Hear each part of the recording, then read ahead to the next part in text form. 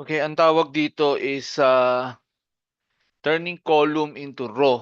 Kasi ganito ang nangyari. Binigay sa akin ng client, mga pangalan ng pasyente, date, invoice number, pangalan ng pasyente. Pero, ang mga deduction niya galing sa HMO ay naka-column.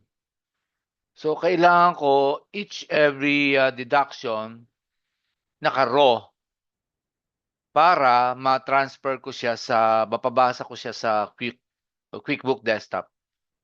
So, ang first step is convert everything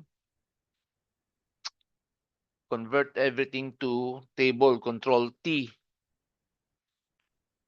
Mali. Dito tayo. Control T.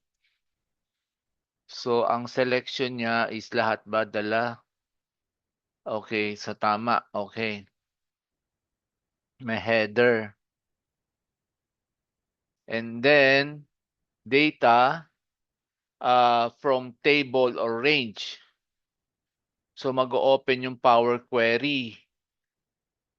And then, ise-select mo yung mga ayaw mong mag-unpivot. Ang term nila is unpivot eh. So, press control, select column 1, column 2, column 3. Ito, wag gagalaw hanggang dito sa HMO name. Then, right-click sa heading, unpivot other column.